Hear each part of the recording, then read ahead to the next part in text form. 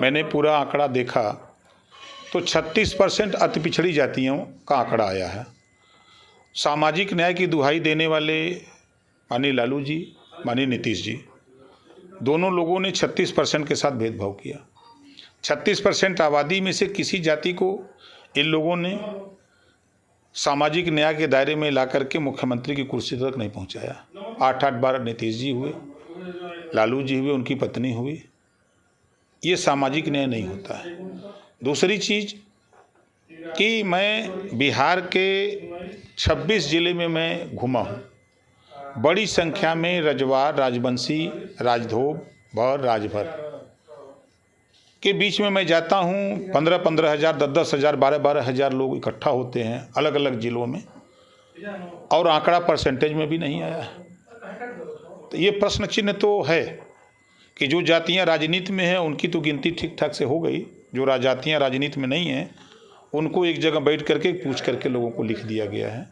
तो इस पर तो सवाल हमारा है कि बिहार में जो जाति जनगणना है उसमें रजवार, राजवंशी, राजधोब, भर, राजभर के साथ अन्याय हुआ है, उसकी सही गिनती नहीं है। तो क्या आपको लगता है कि जो वहाँ जनगणना हुई है वो उसमें कहीं ना कहीं त्रुटि है?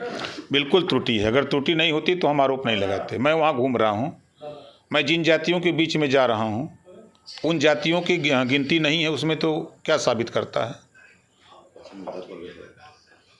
जी, पश्चिम उत्तर प्रदेश के नेता हैं संजीव बालियान, उन्होंने आज मांग किया है कि पश्चिम उत्तर प्रदेश को अलग राज्य बनाया जाए, क्या कहेंगे? देखिए, हम भी तो पूर्वांचल की बात लंबे समय से करते हैं। प्रदेश बड़ा है, प्रदेश को 4 भाग में बांटने की कवायद मांग बराबर उठती गई है।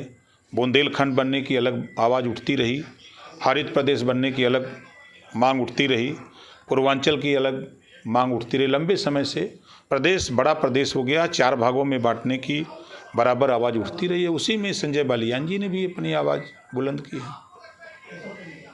मंत्री जी, एक बहुत बड़ा प्रश्न है कि हिंदुस्तान के दुश्मनों को जिस तरह से एक अज्ञात बंदूकधारी, अभी पिछले दिनों पाकिस्तान में एक आतंकवादी को एक बंदूकधारी ने मार दिया, वहाँ के शहीद जो बहुत बड़ा आतंकवादी था उसके बेटे का अपहरण हो गया, कनाडा में कुछ खालिस्तानियों का एक बंदूकधारियों ने मर्डर किया। तो इस तरह से जो चल रहा है, एक बंदूकधारी द्वारा भारत के दुश्मनों को जिस तरह टारगेट बनाया जा रहा है, इसको कैसे आप देख रहे हैं? देखिए, वो सेना का काम है और जो सेना से सीमा पे सुरक्षा के लिए लोग लगे हैं, अब उसमें विस्तृत जानकारी हमको नहीं है। नेताजी, क्या महंगाई, बेरोजगारी 2024 के चुनाव में बीजेपी का रास्ता मुश्किल करेगी? बीजेपी के मुकाबले कोई है ये नहीं है। बीजेपी को जिताने के लिए समाजवादी पार्टी, बहुजन समाज पार्टी, कांग्रेस, सारे लोग लगे हैं कि बीजेपी की सरकार बने, जिसका उदाहरण महिला आरक्षण पे सभी लोगों ने समर्थन किया ना। अलग अलग बोलते थे, विरोध करते थे, लेकिन सभी लोगों ने वोट दिया ना। तो क्या बीजेपी मुस्लिम समाज को नजरअंदाज करके 2024 का चुनाव जीत सकती है क्या?